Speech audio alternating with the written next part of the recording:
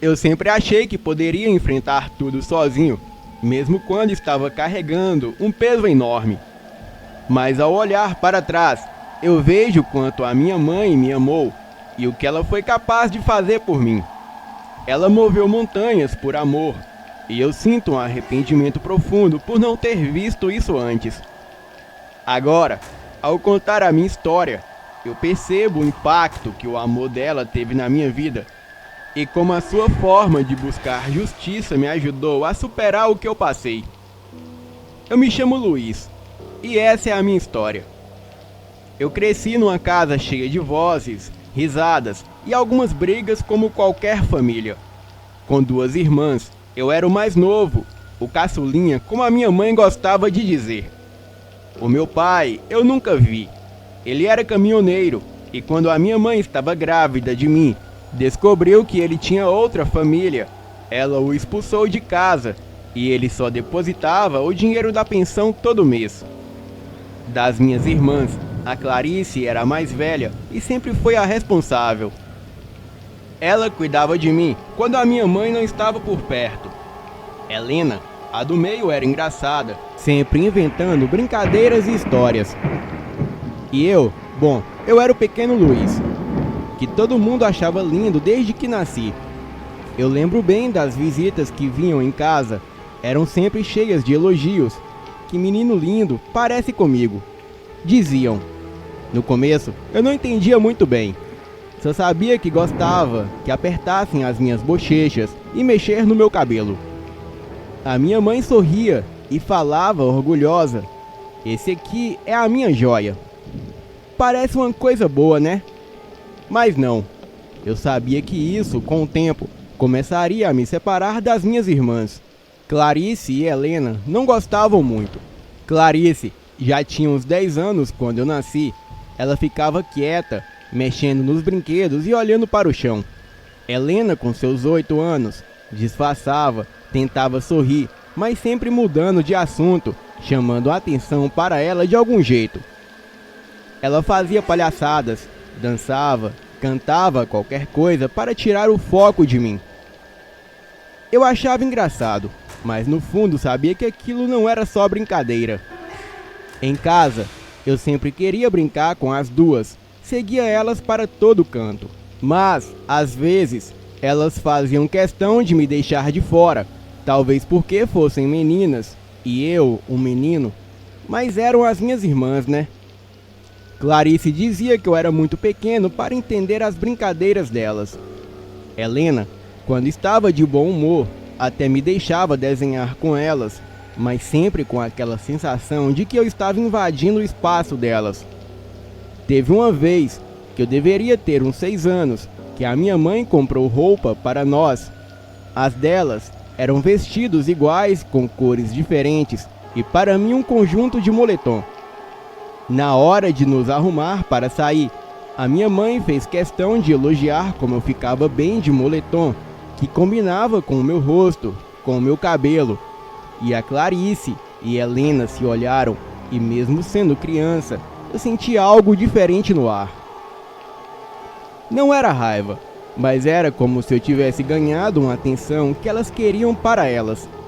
Helena, que nunca foi de esconder o que sentia, ela logo soltou: "Sempre o do Luiz é o mais bonito, né?" A minha mãe riu, achando que era brincadeira, mas eu vi que aquilo mexeu com ela de um jeito estranho. Clarice, quieta, como sempre, ela ficou arrumando o laço do cabelo sem olhar para mim. Eu acho que foi aí que comecei a perceber que ser o único menino dentro de casa não era tão simples assim, ainda mais sem um pai. Parecia que isso criava uma barreira entre a gente. Eu não entendia o porquê, eu só queria brincar e me divertir com as minhas irmãs. Mas tinha algo que me deixava sempre um passo atrás ou pior, isolado.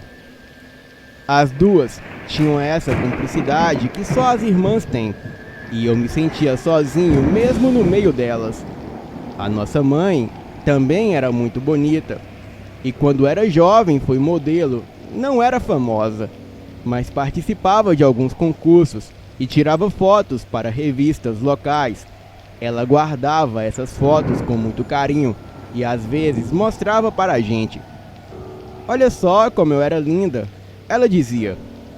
A nossa mãe sempre colocava a Clarice e a Helena em concursos de beleza desde pequenas. Ela acreditava que isso era importante, como tinha sido para ela. Clarice e Helena iam meio sem vontade, só para agradar. E eu, que só ia de acompanhante, tomava toda a atenção só para mim. Lembro de uma vez que me chamaram para ser modelo mirim. A minha mãe ficou tão feliz naquele dia. E para mim, o melhor de tudo foi o sorvete que ganhei depois. E com o tempo, as fotos foram se tornando mais frequentes. A minha mãe ficava muito orgulhosa e parecia que para ela eu tinha um futuro brilhante como modelo ou um grande ator. Ela me colocava em aulas de teatro, me ensinava a sorrir e a ser gentil. Eu tentava fazer o que ela queria, mas nem sempre me divertia como antes. Enquanto isso, eu percebia que Clarice e Helena estavam mudando. Elas ainda participavam de concursos de modelo, mas quando ganhavam, a minha mãe não ficava tão animada. Uma vez, a Helena ganhou o concurso e no caminho de volta, a minha mãe passou o tempo todo perguntando como eu fui nas aulas de teatro. Helena não disse nada, mas naquele dia eu a vi chorando no quarto. E eu acho que a partir dali, ela começou a se afastar ainda mais de mim. Eu não sabia o que fazer. Tinha dias que eu nem queria mais participar das aulas de teatro, mas como dizer isso para minha mãe? Ela ficava tão feliz e cheia de expectativas. E Clarice e Helena? Bom, elas começaram a se afastar cada vez mais. Pararam de me chamar para brincar e quando eu chegava, elas paravam de falar. Eu estava ganhando a minha mãe, mas ao mesmo tempo perdendo as minhas irmãs. E conforme fomos crescendo, as coisas só pioraram entre mim e as minhas irmãs. As discussões ficaram mais frequentes e parecia que qualquer coisa virava motivo para brigas. Eu já não queria mais ser modelo e a minha mãe acabou desistindo de me inscrever. E depois disso, eu comecei a me isolar. Não gostava de sair de casa e nem de falar com as pessoas. E até ir para a escola era um esforço. Eu me sentia mal por ser quem eu era, por sempre estar no centro das brigas. E um dia, depois de mais uma discussão boba, Clarice e Helena começaram a me atacar com palavras. Disseram um monte de coisas horríveis. Me chamaram de egoísta, mimado e que eu só era o queridinho porque era menino. E para homens tudo sempre foi mais fácil. Elas riam de mim e eu me senti humilhado, saí correndo e me tranquei no meu quarto chorando. Eu me sentei em frente ao espelho e fiquei me olhando. E quanto mais eu olhava, mais raiva eu sentia de mim mesmo. Eu comecei a pensar que se eu fosse feio, nada disso aconteceria. Ninguém iria me tratar de forma diferente e talvez as minhas irmãs gostassem mais de mim. No momento de raiva e tristeza, eu arranhei o meu rosto com força, sentindo a dor e o calor das marcas que eu fiz. Mas eu não parei. Peguei uma tesoura na gaveta e cortei o meu cabelo bem curto. E sem pensar no que estava fazendo, eu só queria mudar. Queria ser diferente, como se aquilo fosse resolver o que eu sentia por dentro. E quando terminei, eu fiquei olhando para o meu reflexo. O cabelo estava todo torto, o rosto vermelho e arranhado, mas eu não chorei mais. Fiquei só olhando, tentando entender o que tinha feito e por que eu me sentia tão mal. Quando a minha mãe percebeu que eu não saía do quarto, no início ela ficou irritada, achando que era só mais uma das minhas birras. Ela bateu na porta algumas vezes, mas eu não respondia. Acho que ela pensou que eu estava apenas de mau humor, mas depois de um tempo ela começou a se preocupar de verdade. E quando finalmente abriu a porta e me viu sentado no chão, com o cabelo todo cortado e o rosto marcado pelos arranhões, ela ficou em choque. No primeiro momento, ela não acreditou no que estava vendo e disse: "Luiz, o que você fez?" Perguntou com a voz cheia de raiva e surpresa. Ela veio até mim tentando entender, perguntando por que eu tinha feito aquilo comigo mesmo, mas eu não conseguia responder. Eu só ficava ali olhando para o chão, sem forças nem para me defender. Ela começou a brigar, a dizer que isso era uma loucura, que eu não deveria ter feito isso. Mas conforme foi falando, acho que ela percebeu que não era só uma coisa de momento e que tinha algo mais profundo ali. E de repente, a raiva dela foi desaparecendo e ela se abaixou do meu lado. "Filho, o que está acontecendo com você?" Perguntou com uma voz mais calma, mas cheia de preocupação. E quando ela me puxou para um abraço, foi como se tudo desabasse. Eu comecei a chorar, sem conseguir parar, e ela ficou ali comigo, me abraçando forte. E era a primeira vez em muito tempo que eu senti um pouco de conforto, mesmo no meio de toda aquela bagunça. Eu tinha uns 12 anos na época, e por mais que eu soubesse que algo estava errado comigo, eu não sabia como explicar. Era como se cada vez mais eu me sentisse preso dentro de mim mesmo, sem conseguir pedir ajuda. A minha mãe ficou comigo por um tempo, sem falar muito, só tentando me acalmar. Ela entendeu que o problema era maior do que só uma briga entre irmãos, ou um momento de raiva. E depois daquele dia, ela decidiu me levar ao médico. E não demorou muito para que o médico dissesse que eu estava com depressão. Foi estranho ouvir isso, porque na minha cabeça eu achava que eu estava apenas triste ou cansado. Mas não que era algo sério.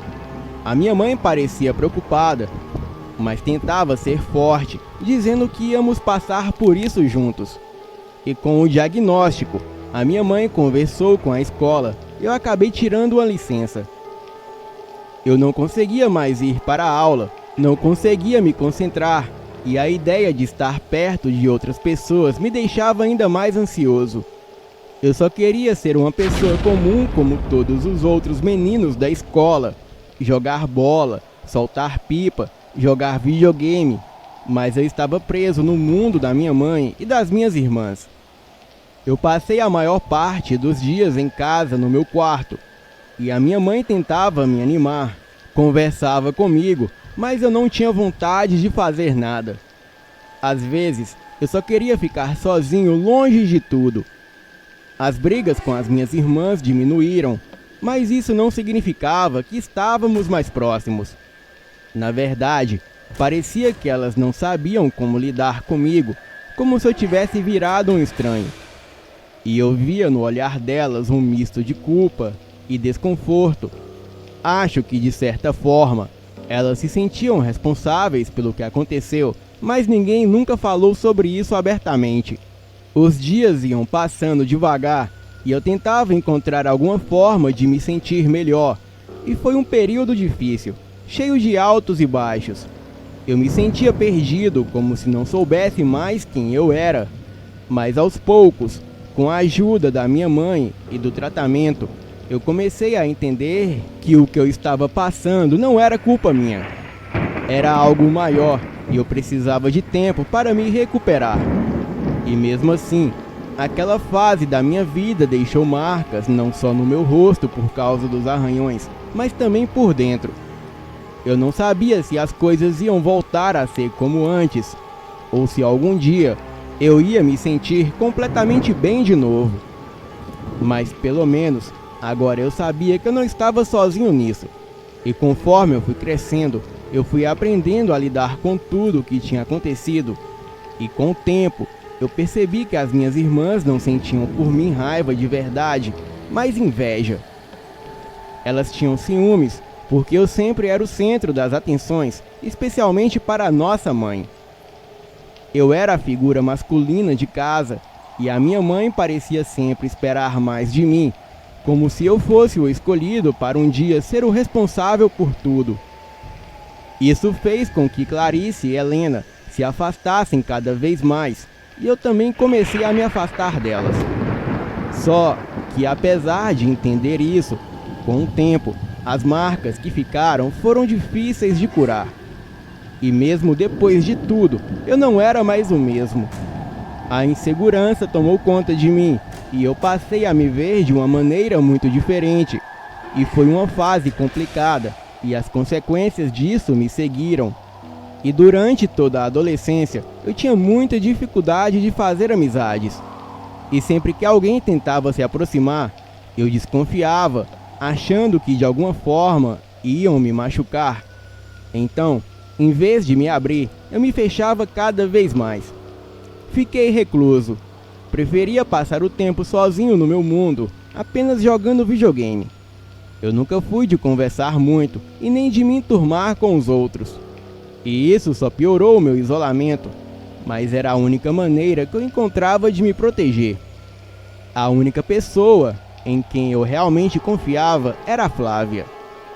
Ela era a minha amiga que eu conheci nas aulas de teatro e parceira para as encenações que fazíamos.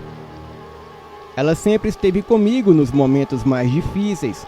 A gente se conhecia desde pequenos e com o tempo e as mudanças, a nossa amizade continuou forte.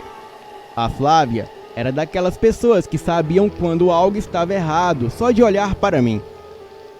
Ela não precisava perguntar, apenas ficava do meu lado em silêncio, me dando o apoio que eu precisava, e muitas vezes só a presença dela já me ajudava a me sentir um pouco melhor.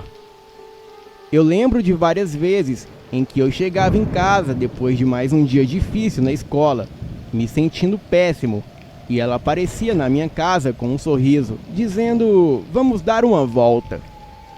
Ela sabia que eu precisava sair de casa, respirar um pouco, e a gente andava pelas ruas do bairro, conversava sobre qualquer coisa e íamos sempre na sorveteria. E isso me fazia esquecer dos meus problemas, nem que fosse por algumas horas. A Flávia nunca me julgou pelo que eu estava passando. Ela sempre foi muito paciente e entendia que às vezes eu não conseguia falar sobre o que eu estava sentindo. Ela apenas estava lá e isso era o suficiente. Enquanto as outras pessoas da nossa idade estavam vivendo as suas vidas, fazendo novas amizades, namorando, eu estava tentando me curar por dentro. Não era fácil e muitas vezes eu me sentia completamente sozinho, mas a Flávia era o meu porto seguro. Eu sabia que, independentemente do que acontecesse, ela estaria lá por mim. A gente passou por muita coisa juntos, e ela foi a única pessoa que sabia o que realmente tinha acontecido entre mim e as minhas irmãs. E se não fosse por ela, eu acho que teria sido ainda mais difícil enfrentar tudo o que eu enfrentei. Com o tempo, eu fui melhorando, mas fazer novas amizades ainda era um desafio, e me abrir para outras pessoas parecia quase impossível.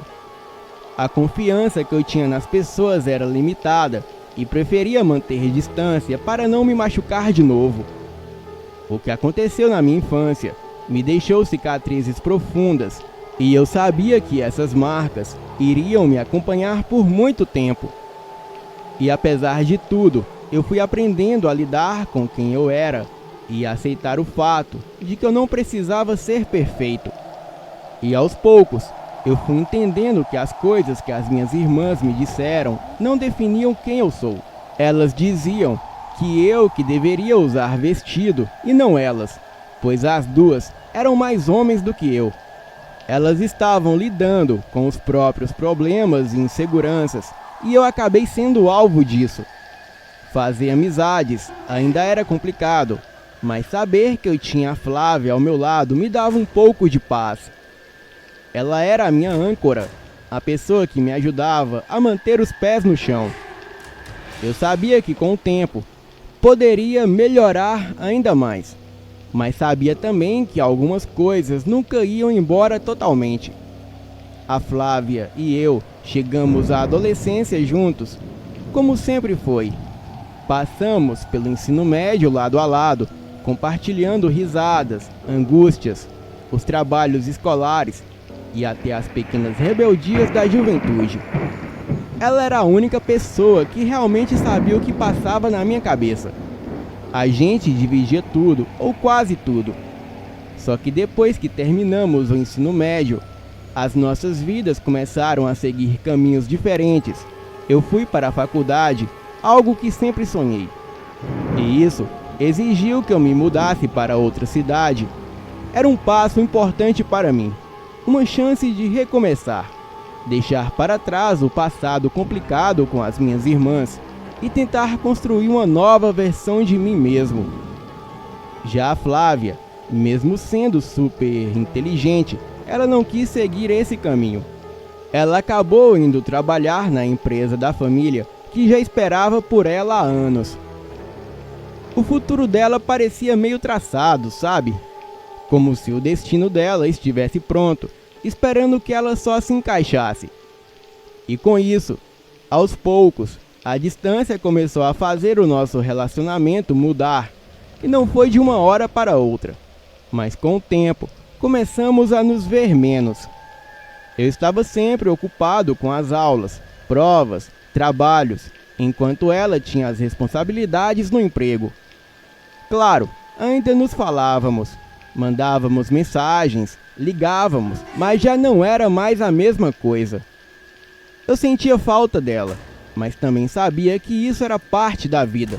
As pessoas crescem, seguem seus caminhos, e às vezes isso significa se afastar um pouco. Enquanto isso, a relação com as minhas irmãs praticamente sumiu. E depois de tudo o que aconteceu na infância, eu nunca mais consegui me aproximar delas. Elas nunca me pediram perdão por todas as coisas que fizeram e disseram. E eu, de certa forma, as perdoei sem que elas soubessem. Não fazia mais sentido guardar tanto rancor. Mas isso não quer dizer que eu tenha esquecido a mágoa. Ainda estava lá, em algum canto dentro de mim, uma ferida que nunca cicatrizou completamente. E o pior é que parecia que elas nem ligavam. Agiam como se nada tivesse acontecido. E eu, por minha vez, simplesmente evitei a presença delas nos poucos momentos em que eu ia visitar a minha mãe.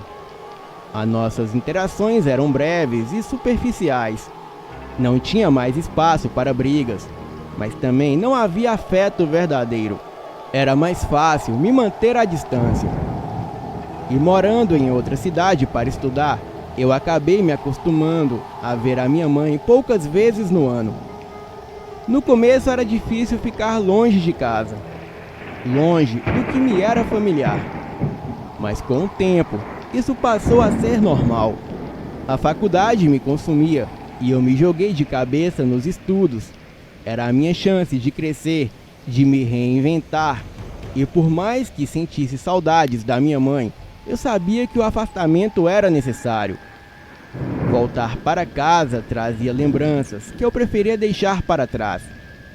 Eu já tinha me acostumado a viver distante, a lidar com os meus próprios problemas sem depender tanto dela. A faculdade trouxe essa independência e, de certa forma, me fez perceber que a minha vida agora era em outro lugar. Eu não fazia ideia do que estava prestes a acontecer. A minha beleza, que tinha causado tantos problemas antes, estava prestes a me colocar em mais encrenca. Era uma noite comum e eu saía da faculdade em direção ao meu apartamento quando começou a chover. Sem guarda-chuva, eu decidi pegar um Uber. Mesmo morando a poucos minutos de distância, de carro, a viagem não demorava nem 5 minutos. E assim que entrei no Uber, eu percebi que algo estava estranho. O motorista começou a fazer perguntas estranhas. O que eu fazia na rua àquela hora, onde eu morava, detalhes sobre a minha vida. Eu fiquei desconfortável e só queria chegar logo em casa. Então, de repente, Ele travou as portas e desviou do caminho. Eu imediatamente tentei pegar o meu celular para ligar para alguém, mas como se o destino estivesse zombando de mim, o celular estava descarregado. Eu tentei ligá-lo, apertei o botão várias vezes, mas a tela continuava preta. Naquele momento, eu percebi que estava totalmente sem ajuda. O carro estava cada vez mais longe de casa e o som da chuva batendo nas janelas só aumentava o meu desespero. Eu tentei manter a calma, mas o meu coração estava acelerado. A cada rua que o taxista virava, eu me sentia mais perdido e assustado. Eu queria sair daquele carro e voltar para a segurança da minha casa, mas eu não imaginaria o que estava prestes a acontecer. O Uber abusou de mim. Vocês devem se perguntar por que eu não reagi. Ele estava armado. Ele fez coisas horríveis enquanto me agredia. Ele disse que fazia aquilo porque foi o mesmo que fizeram com ele na prisão. E após o que aconteceu, ele me deixou em um lugar isolado no meio do nada. Eu estava destruído, mas pelo menos eu agradeci por ainda estar vivo. E sozinho no meio da chuva, eu comecei a andar, tentando encontrar ajuda. O problema é que ninguém passava por ali e a chuva não dava trégua. Eu andei por mais de 40 minutos, completamente perdido e desorientado, como se estivesse em um transe. Finalmente cheguei em casa, exausto e com uma sensação de desamparo. E assim que entrei, a única coisa que consegui fazer foi correr para o banheiro. Tomei mais de 10 banhos seguidos, tentando desesperadamente me limpar. Eu chorava o tempo todo, me sentindo sujo e imundo. A água quente do chuveiro parecia um alívio momentâneo, mas mesmo assim não conseguia me livrar da sensação horrível que estava sentindo. Eu precisava de algo, qualquer coisa para me sentir um pouco mais normal, mas a dor e o horror permaneciam comigo mesmo depois de sair do banho. Eu não consegui dormir naquela noite. Fiquei acordado chorando e pensando no que fazer a seguir. E no dia seguinte, eu resolvi ir até a delegacia. Eu precisava de ajuda e de algum jeito de lidar com o que tinha acontecido. E quando cheguei lá, eu fui recebido por uma série de perguntas. As pessoas na delegacia queriam saber todos os detalhes, como se fossem interrogatórios. Eu estava tão abalado e confuso que parecia impossível responder a todas aquelas perguntas. Eles disseram que eu precisava fazer vários exames para provar o que havia acontecido. E também disseram que eu teria que demonstrar de alguma forma que o que aconteceu foi um abuso e não algo consentido. Cada pergunta e cada exigência parecia uma tortura. Eu já estava em um estado tão frágil e o processo de procurar justiça só fazia tudo parecer ainda mais difícil e cruel. Eu só queria que alguém me ajudasse a superar aquele pesadelo, mas ao invés disso, parecia que eu tinha que lutar ainda mais para ser ouvido e para ter algum tipo de justiça. Eu acabei desistindo de ficar na delegacia. Voltei para casa, peguei as minhas malas e comprei uma passagem de volta para a casa da minha mãe. Eu não avisei ninguém, apenas fui direto para lá. E quando cheguei, a minha mãe ficou espantada ao me ver. Ela sempre percebia quando algo estava errado, e ao me ver, ela logo percebeu que algo estava acontecendo. Eu demorei um pouco para conseguir falar, mas depois que ela me abraçou e eu chorei bastante, eu consegui contar tudo o que tinha acontecido. Ela ficou muito preocupada e queria me levar imediatamente para a polícia para tentar resolver tudo. Mas eu expliquei que eu já tinha ido lá e que o processo para provar o abuso seria longo e complicado. Eu disse a ela que eu já tinha decidido que enfrentaria isso sozinho e tentar superar da melhor forma possível.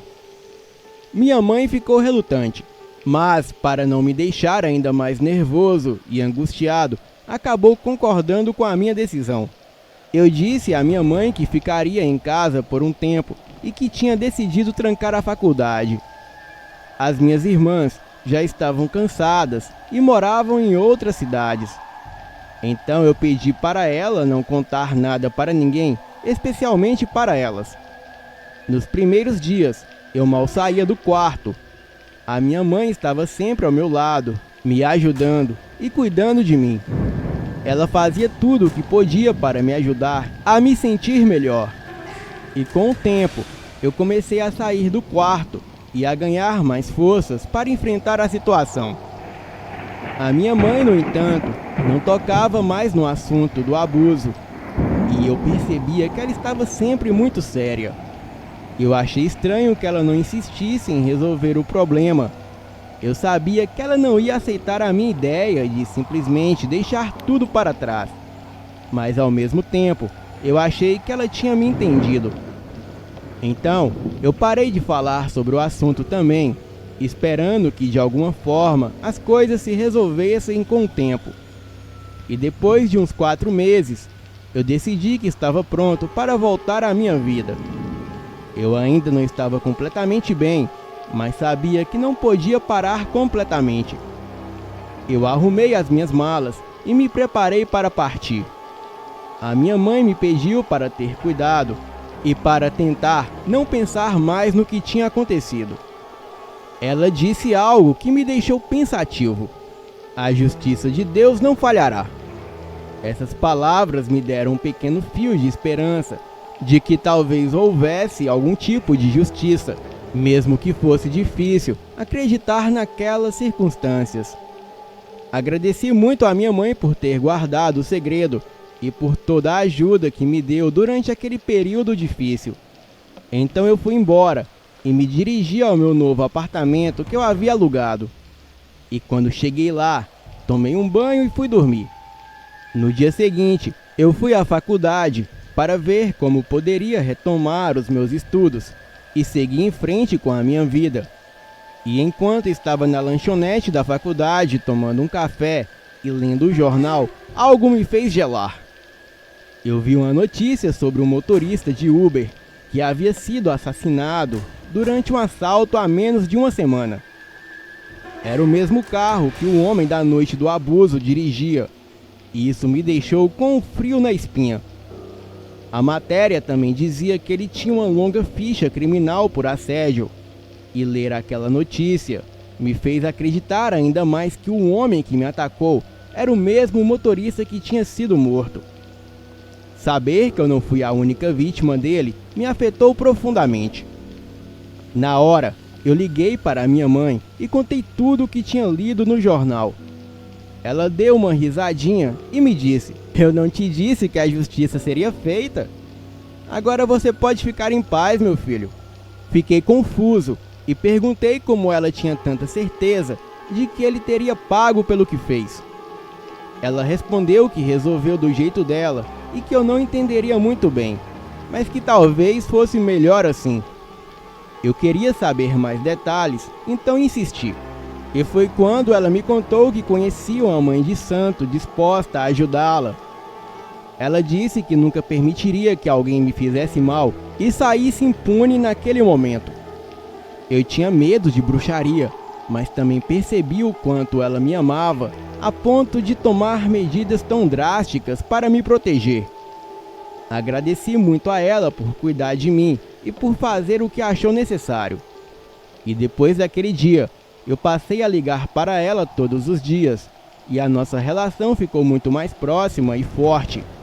Agradeci sempre por ter uma mãe tão dedicada e protetora, e isso me deu um pouco de paz, enquanto eu tentava seguir em frente com a minha vida. O trauma ainda me acompanha, mas agora eu sei que ele não saiu impune pelo que fez a mim e a outras pessoas. A sensação de justiça, mesmo que de um jeito inesperado, me deu um pouco de alívio. Saber que ele pagou pelo que fez me ajudou a lidar com a dor.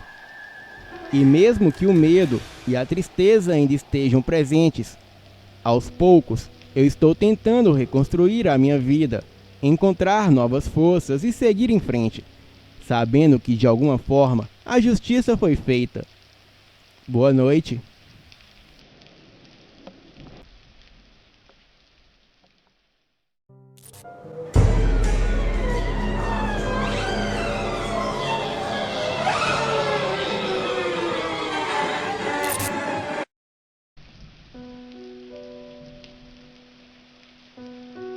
Boa noite a todos do canal. Eu me chamo Moacir e contarei aqui alguns relatos sobrenaturais que ocorreram comigo e conhecidos. Bem, eu ouvi um relato no seu canal sobre a pedra que comia gente e fiquei muito impressionado, pois isso eu dou certeza que é real.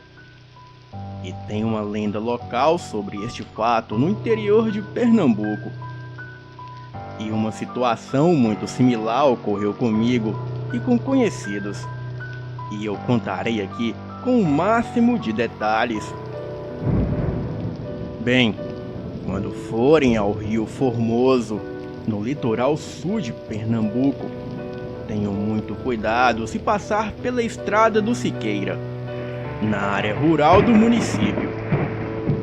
É que numa das margens da via sem calçamento, uma grande pedra negra de aproximadamente 3 metros de altura, com um rosto humano esculpido pela natureza.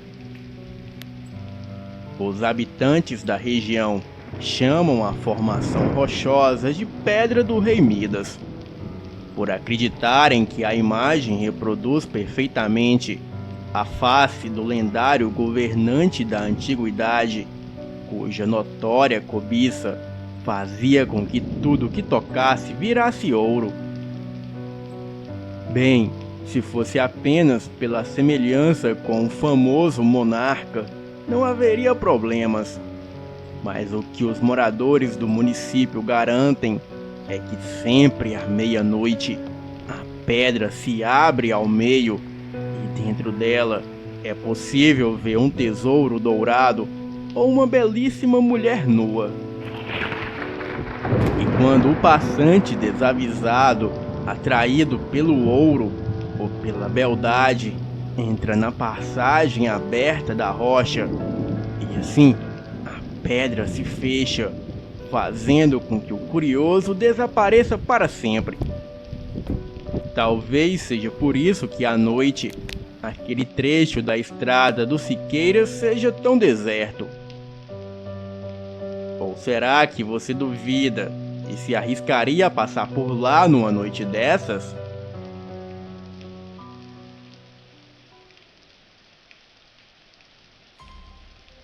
O ano era 1996. A minha família e eu nos mudamos para o município de Barreiros, em Pernambuco, mais precisamente para um sítio que ficava entre o Rio Formoso e Barreiros. O sítio ficava literalmente no meio do nada, e só tínhamos água encanada, pois a luz elétrica nem existia por lá. Naquele sítio morávamos os meus pais, o meu irmão mais novo de 9 anos na época e eu. Sobrevivíamos da nossa criação de animais, pesca e das plantações.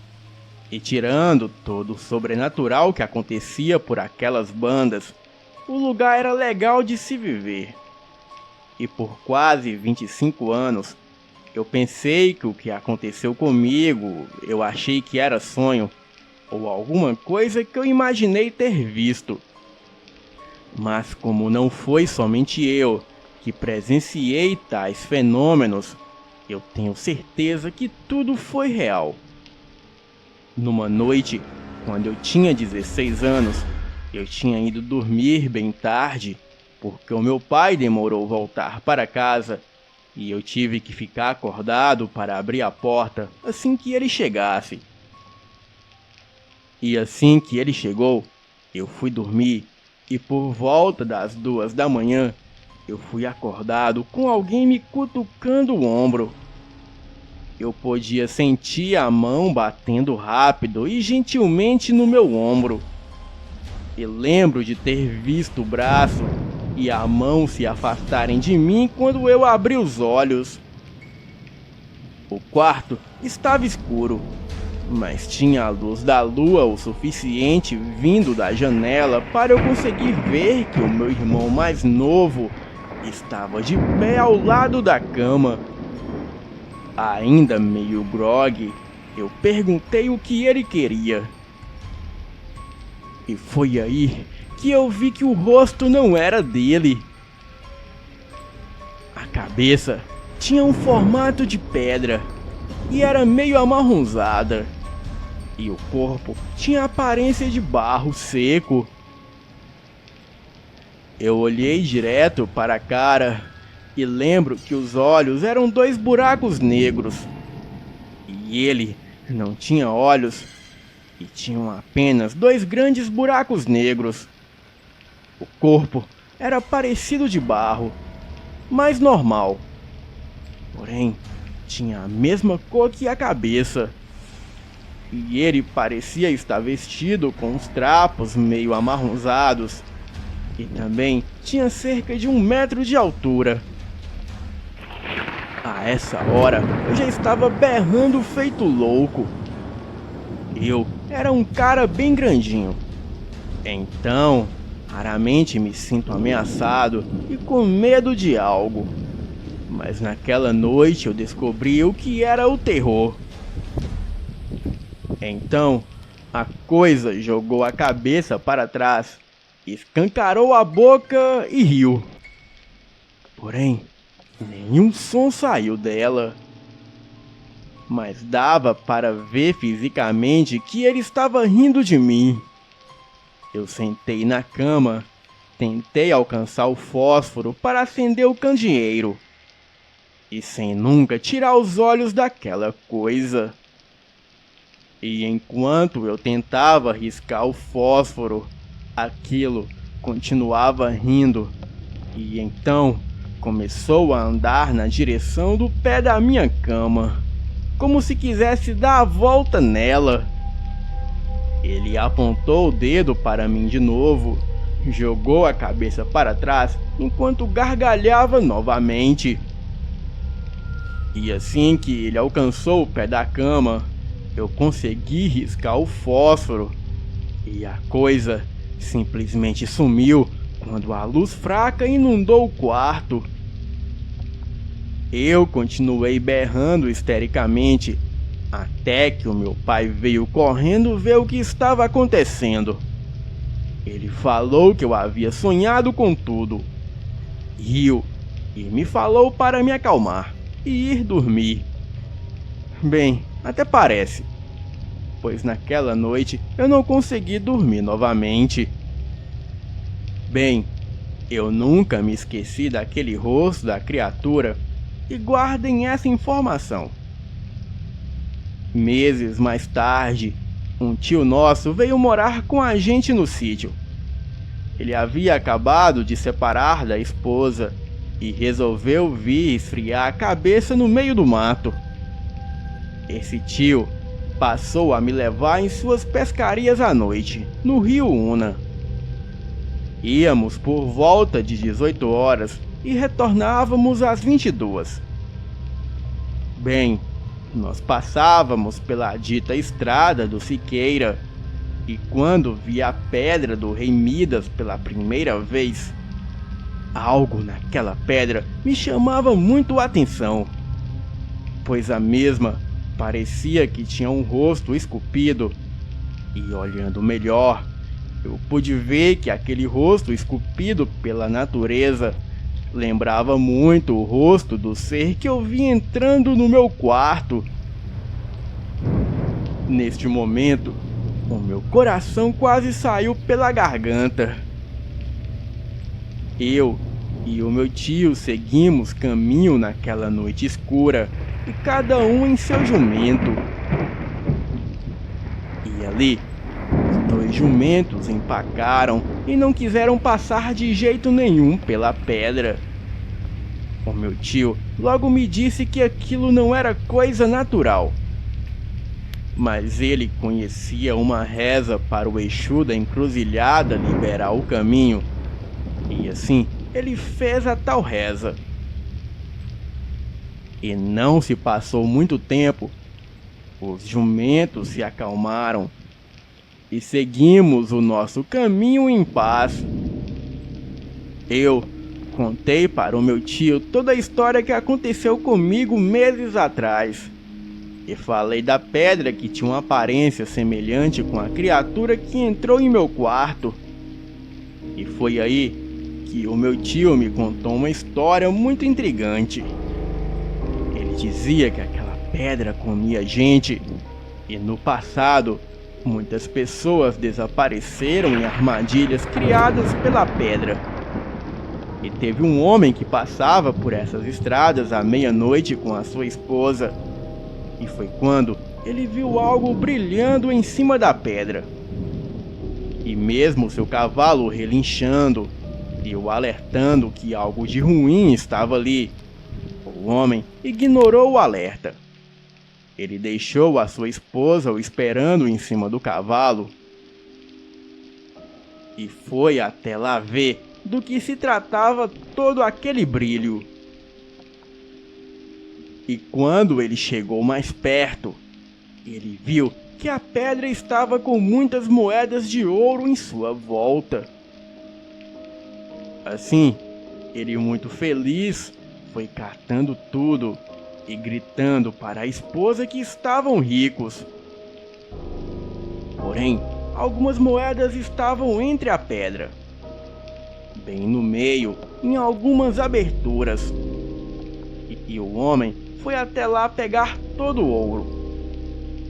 Porém, num dado momento, a pedra se abriu rapidamente, engolindo o homem e se fechando em seguida.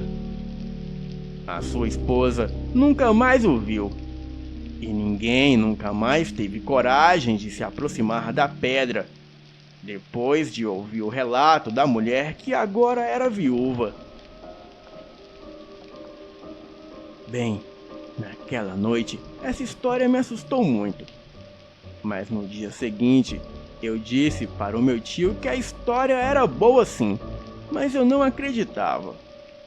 Então, ele disse que na próxima pescaria me provaria que tudo o que ele disse era verdade. E 3 dias depois, voltamos no rio Una para uma nova pescaria. E naquela noite, pegamos muitos peixes.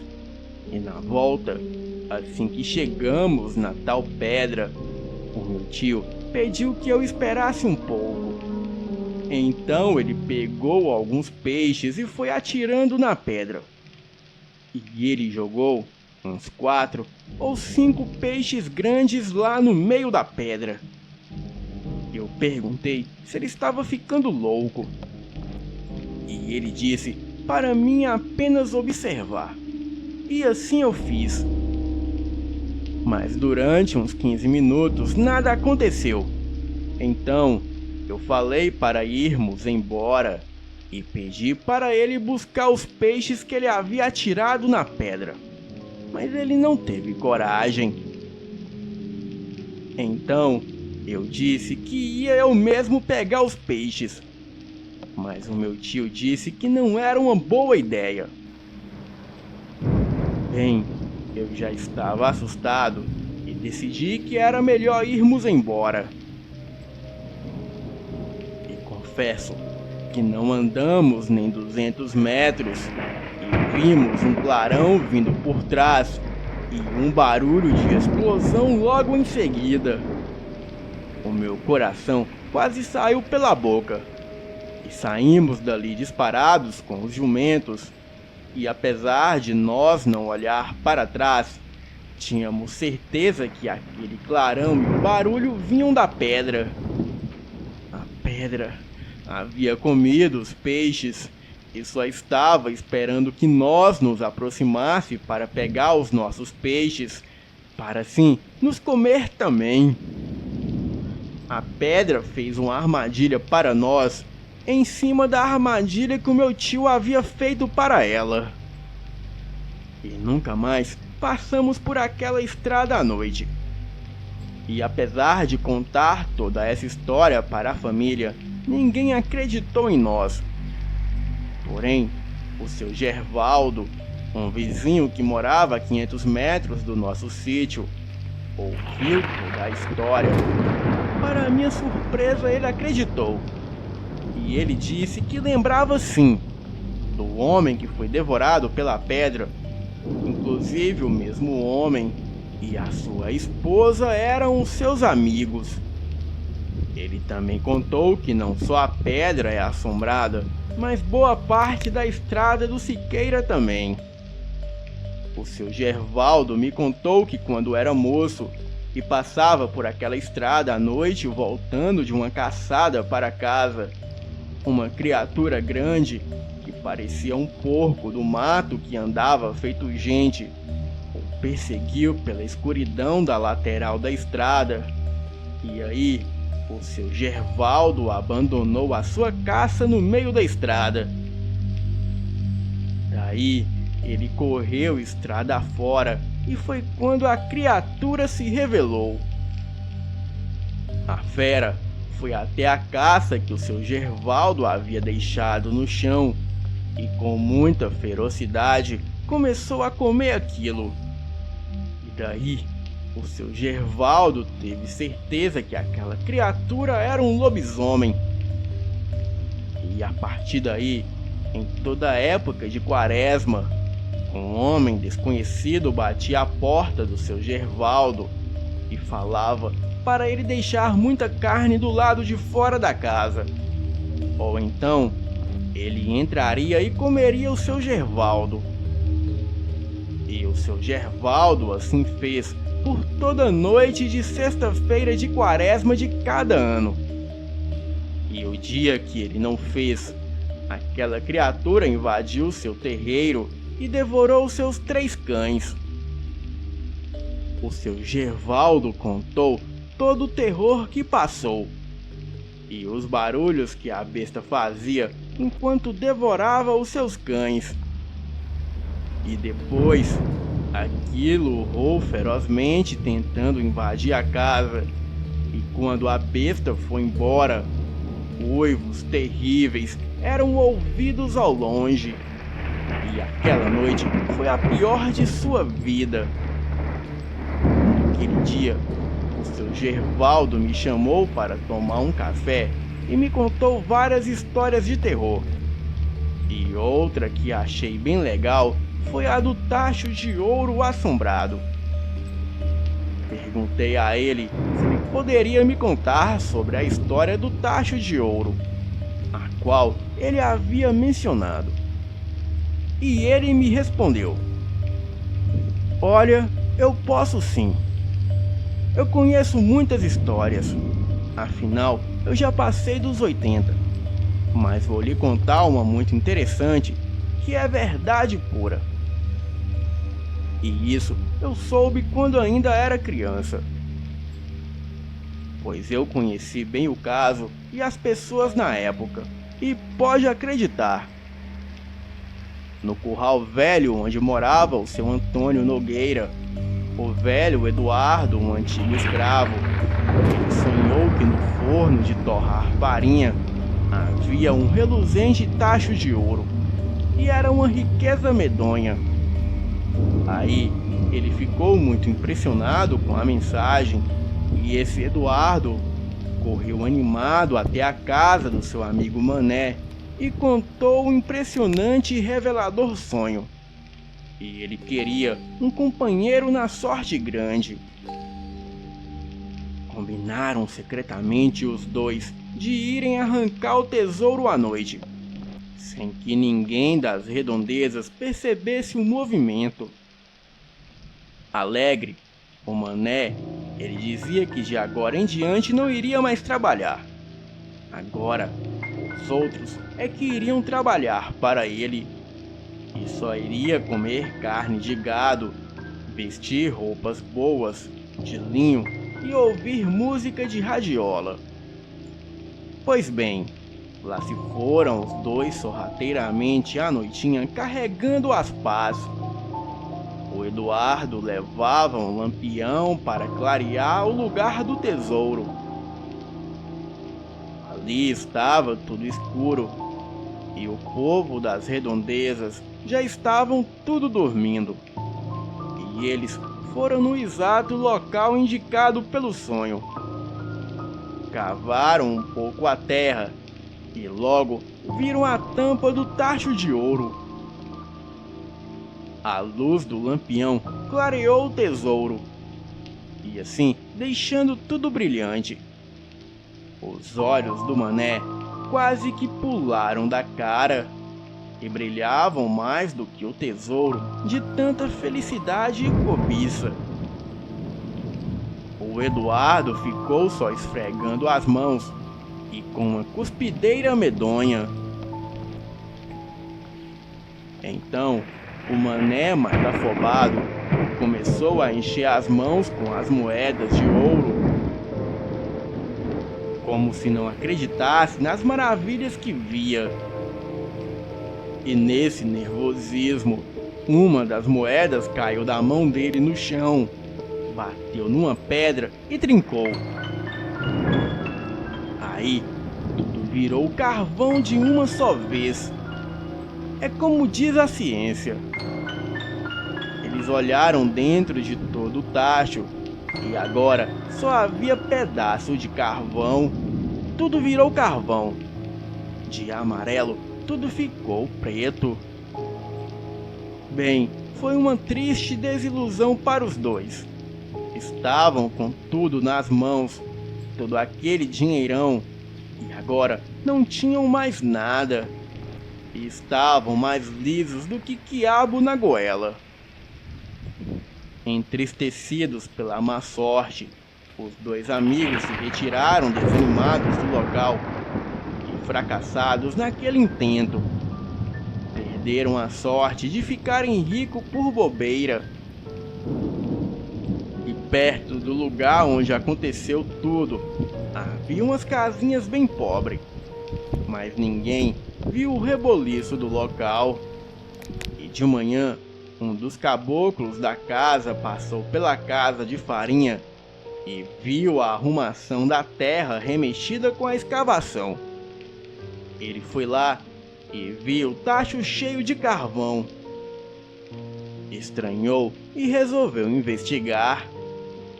Curioso, o caboclo matutou aquela arte e, por pressentimento, ele deu umas pancadinhas no tacho e o ouro se desencantou na sua vista. O bigode do homem quase entrou pelo nariz, pois era ouro demais. E parece que o cabra era rezador. Conhecia as coisas escondidas. Ele pegou o ouro e desapareceu para sempre. Ficou rico e foi gastar longe. E só depois é que o velho Eduardo e o mané souberam. E foi aí que a dor deles aumentaram. Bem, essa é uma série dos relatos assombrados que uns aconteceram comigo e outros me contaram. Eu ainda tenho muitos outros que aconteceram comigo quando me mudei para uma casa assombrada em Minas Gerais. Porém, contarei em uma próxima oportunidade. Boa noite.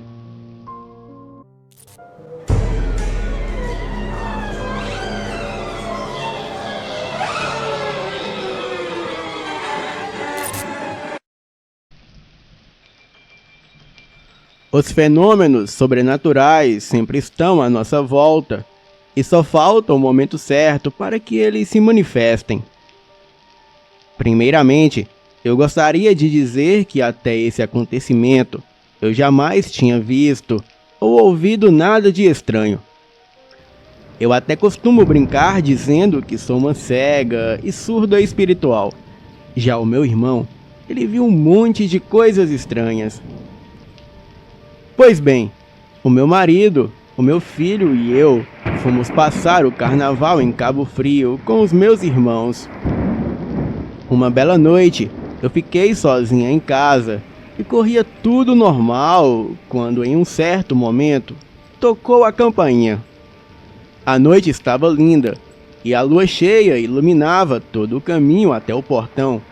Mas acontece que ao lado dele havia uma árvore que é conhecida como chapéu de sol. Ela deixava o local totalmente nas sombras, e quando estava a meio caminho de lá, o meu irmão que tinha tocado a campainha, ele lembrou que estava com a chave e logo em seguida ele entrou. Ele veio andando na frente, a minha irmã atrás e o marido dela depois, e por fim, atrás deles, entrou uma figura que deu para perceber que era feminina. Ela tinha longos cabelos negros e compridos, e um saião vermelho. Ela fumava charuto e tinha uma garrafa de uísque na mão direita. Por mais que parecesse estranho, eu pensei que era Ana Lúcia, uma amiga nossa que tinha um lindo cabelo comprido. O meu irmão chegou até onde eu estava e eu voltei conversando com ele. A minha irmã e o meu cunhado passaram por mim, mas eu não vi a Ana passar e me virei para cumprimentá-la. E quando me virei, não tinha ninguém lá. Então, eu perguntei ao meu irmão, cadê a Ana Lúcia? Ao que ele respondeu que não sabia dela, que ela não estava com eles. E naquele momento, eu me lembrei de uma coisa. A Ana Lúcia havia cortado o cabelo pelos ombros, e aquela pessoa que havia entrado com meu irmão pelo portão não poderia ser ela. E ao mesmo tempo, havia desaparecido. Bem, a Ana tinha uma pomba-gira que acompanhava ela, porque ela era do terreiro de Quimbanda. E essa pomba-gira a proibia de cortar os cabelos. Bem, eu não posso falar o nome da pomba-gira, mas posso dizer que é uma pomba-gira muito poderosa, pois a Ana fez uma amarração amorosa para o seu ex-namorado com essa pomba-gira. E não se passou muito tempo, e o homem já estava caidinho aos seus pés.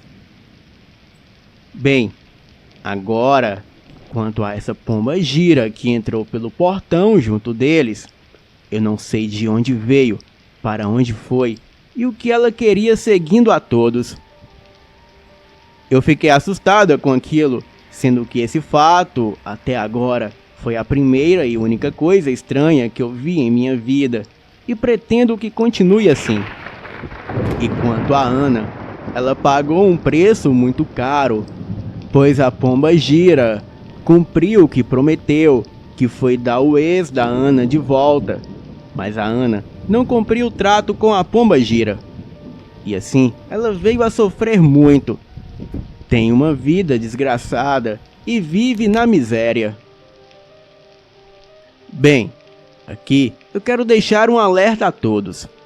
Se prometer algo que seja para uma pomba-gira ou para um Exu, cumpra, pois as consequências podem ser terríveis. Boa noite.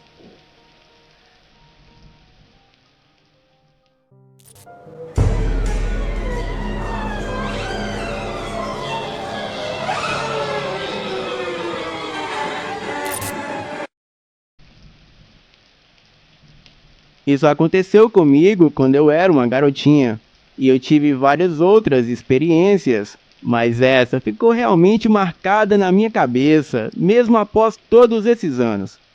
É como se tivesse acontecido ontem.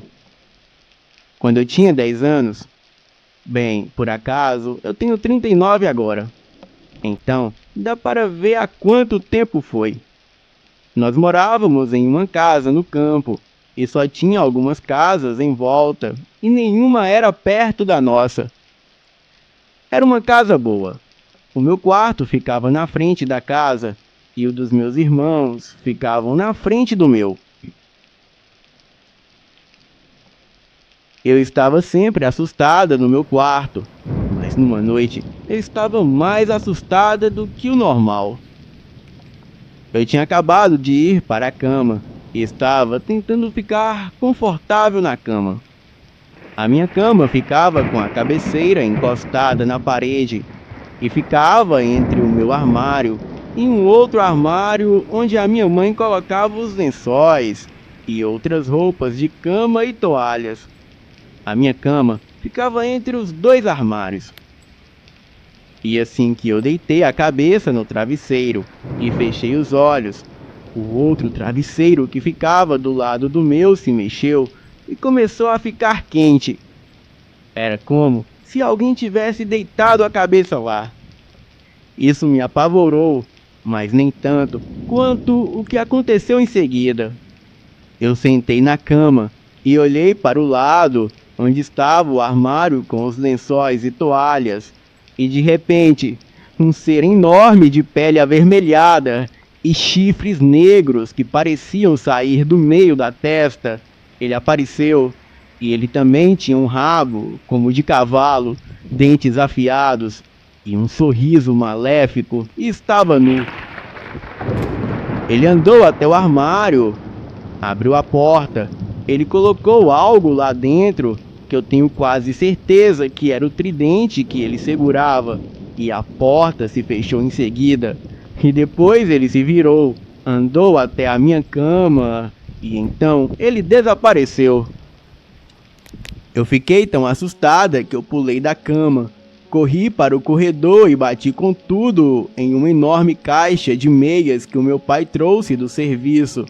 E foi assim que os meus pais me encontraram, com o pé no ar e o resto de mim enterrada em um monte de meias dentro da caixa.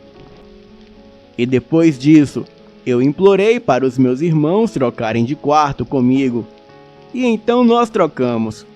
E eu nunca vi nada no meu quarto novo. Pouco tempo depois, nós vendemos a casa e nos mudamos para o Rio de Janeiro. Bem, essa foi a pior experiência que eu tive em minha vida. Boa noite.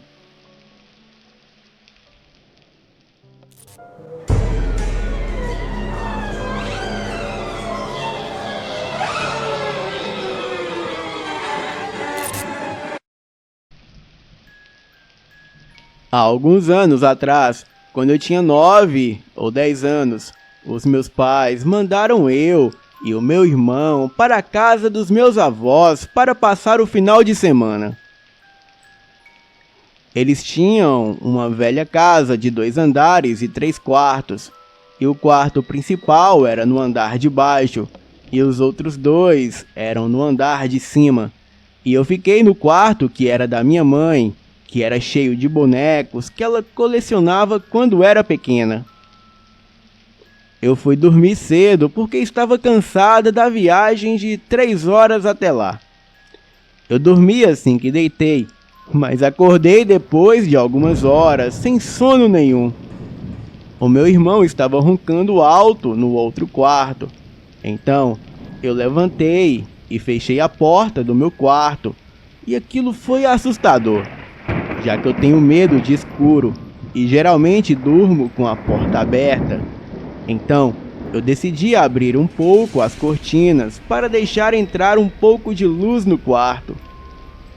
Eu acabei dormindo depois de um tempo, mas acordei com o som das músicas clássicas do Robert Johnson. Elas tocavam suavemente no andar de baixo. Bem, eu não dei muita atenção àquilo, mesmo as músicas de Robert Johnson parecendo ser bem sinistras. Mas com o canto dos olhos, eu pude ver sombras se movendo. Eram sombras dançando. Eu olhei na direção da sombra e vi 4 pares de bonecos, vestidos formalmente e deitados no chão. Naquele ponto, eu já estava morta de medo e tapei a cabeça com o lençol. Eu fui e voltei a dormir. E quando eu acordei de manhã, os bonecos tinham se movido mais ainda e estavam a meio metro da minha cama. Eu os coloquei no lugar e não contei a ninguém sobre o que aconteceu.